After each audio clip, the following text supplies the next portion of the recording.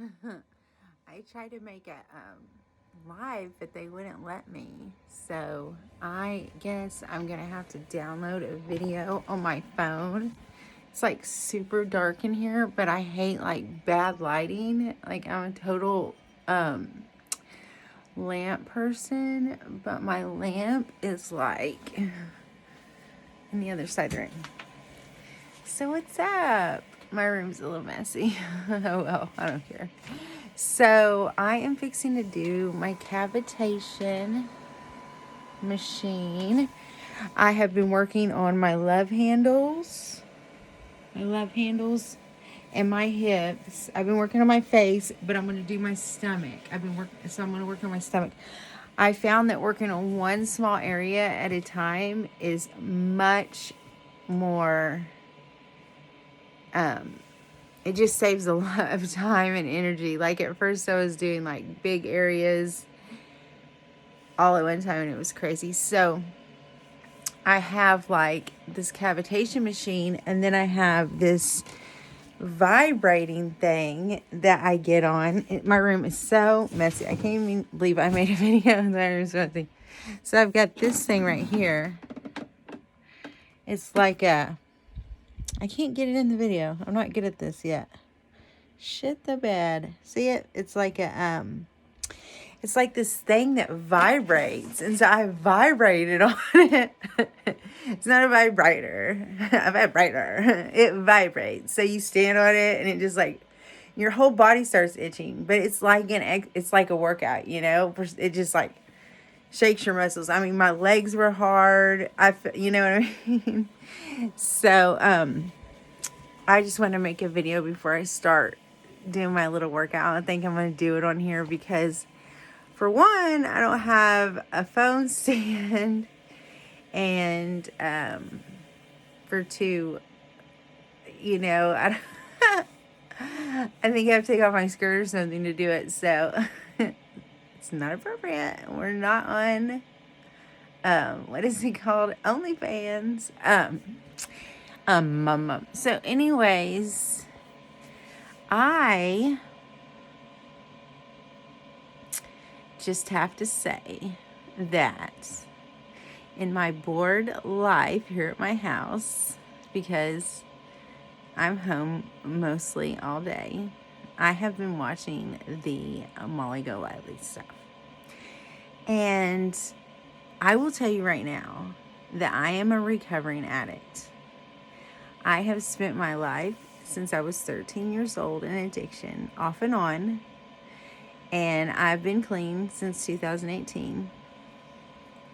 But in that course of addiction, I've been around people just like Dawn, just like Candace, many, many times. Not because I like them, but not because I've never met Dawn and Candace, but not because I like those kind of people. I think they're trash. But, I mean, everybody has good qualities, you know. Maybe not Dawn and Candace, but, you know, but it's just part of the game, you know, when you're in that world.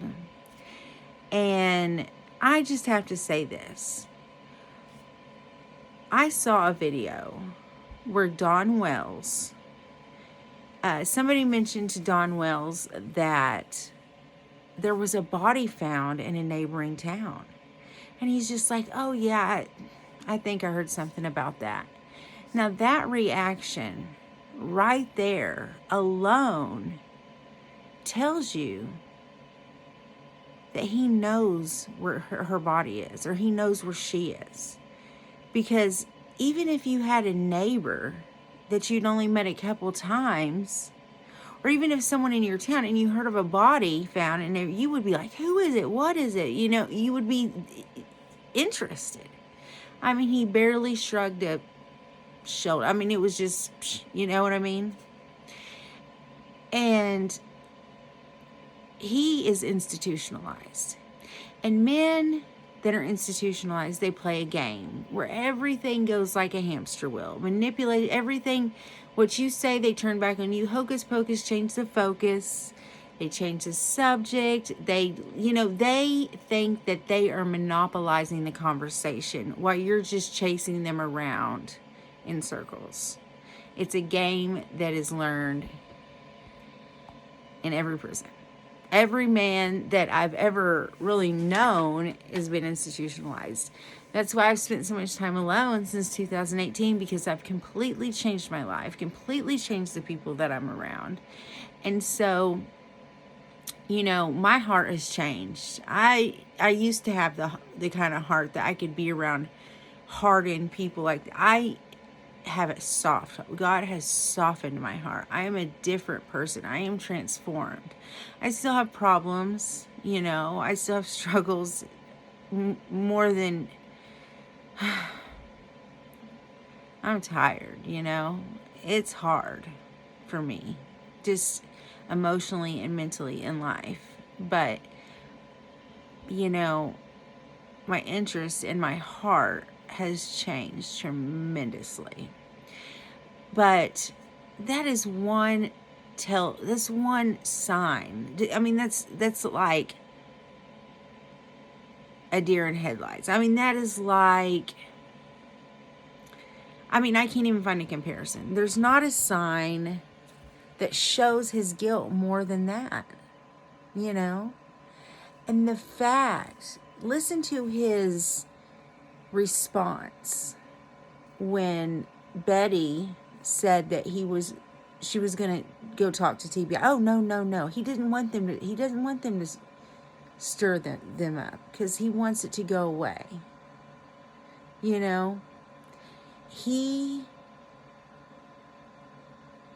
a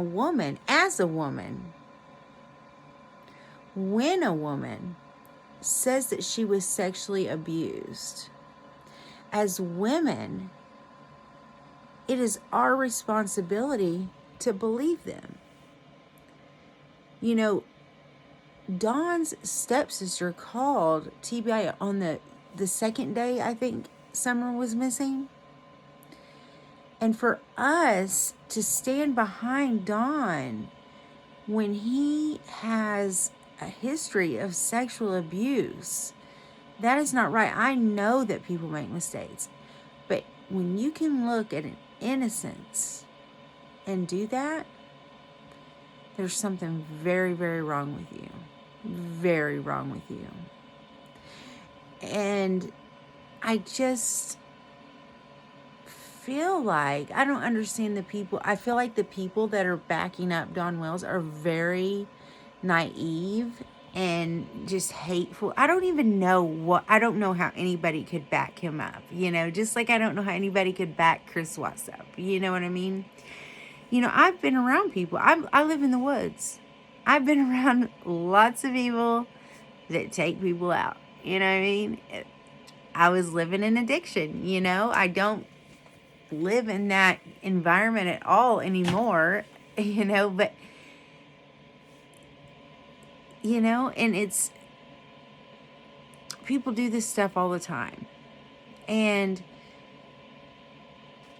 I just want people to really think about it. Just, forget Molly, forget all these people, and just think about and look closely at the reactions to the questions and the craziness. You know what I mean? Nobody would have started that huge frenzy on YouTube if Dawn had went on there pleading for help for his daughter. That's not what he did. He went on there drinking and talking shit and, deflecting. You know what I mean? It's just not a person that doesn't know where their daughter is. I'm not saying he doesn't love her, but sometimes love is sick. Sometimes people don't know how to love the correct way. You know what I mean? And meth, crack, makes men turn into sexual monsters. So I believe he abused her, when he was high. I just believe that he did. And I believe Candace has been abused her whole life. And men that abuse can smell like a freaking sicko women that have been abused. And they put themselves around those kind of women because they'll be complicit. I just kind of wanted to break things down in a different way, from a different perspective than I've really heard anybody else do, and I don't agree with everything that, Marissa or Betty, or I don't agree with anything anybody says or everything anybody says. I do applaud them for going out there, because shaking TBI up, or TBI, what is it, Tennessee Police, whatever, is the best thing they can do. Because if you think about this, if it was a trafficking situation, allegedly, law enforcement is going to know about that, because that's a small, tight-knit, good old boy type of place. So men are sick. More men than you think of are fucked up, and so he's going to be getting paid off. Sorry, my phone's dying. Law enforcement's going to get paid off, or, allegedly, in my opinion, maybe even participate. So maybe they're trying to hide the truth, because if the whole truth comes out, it's going to incriminate everybody. I mean, there's just 1,000 scenarios, because law enforcement has not put out any detail. You know what I mean? You can just tell they're not invested like other cities are. And I live in a state that is complicit with that good old boy taking people out thing. It's just part of the outlaw backwoods vibe. And it's something people don't, I've lived in places where they'll bust a meth house and ignore evidence of a murder at the same time. It's just crazy. You have to really be able to understand things. You really have to be able to put yourself outside of your own experiences, your own way of thinking, and be able to look. And the reason why I can is because I've lived my life in that type of fucked up world that you never want to live in. It's, there's so much in my life that I regret. But anyways, I just had to say that, because it's been, all day long, this and that and everything else. And I've been putting messages, arguing with certain people and blah, blah, blah. And I just kind of wanted to say my piece a little bit. But okay, so on a brighter note, I guess I'll tell you guys did I tell you guys that I'm 40? I just turned 40 December 2nd, so I'm a Sagittarius. I battle with depression and stuff like that. It's not like bad depression, but I'm really going through some shit right now emotionally. So if anybody prays, I would ask you to pray for me. And if you need prayer, please put your request in the comments, and I will definitely pray for you, because I need some supportive people in my life that want to build each other up. I isolate because all those years of addiction, I felt like I was like this boss bitch in that world. But now that I've been in the real world, since 3 or 4 years, I feel like a little tiny baby bird, and I'm 40 years old. So it's just hard for me, there's a lot of emotional wreckage that goes behind the addiction. So it's been hard. And that's one of the reasons I'm making the channel, so I can talk about it. But some things happen at Christmas that piss me off and everything. But I really feel like this new year, 2022. Something about the alignment of the planets, the veil is thin, just where we are in this universe and where everything is implemented, that more than ever our thoughts are manifested into reality. I mean, it even says, in the Bible, that we can speak reality, right out of our mouth, but our thoughts are manifesting our reality. So one thing I'm really trying to work on is power thoughts, affirmations, thinking of the things that I need and the things I want as if I already have them. And normally that wouldn't be a hard thing for me, but I'm really battling some bullshit right now. It's not bullshit around me, it's me. I'm the bullshit. My mind, my emotions, the spiritual warfare is just all getting to me. So, but I truly want to tell people that positive thinking right now is key in having, great things in our lives right now. Sorry. I'm a smoker. I just vape. But if anybody ever feels down and wants to talk, just hit me up, I really would like to talk a lot about getting over addiction and moving past that, and ways to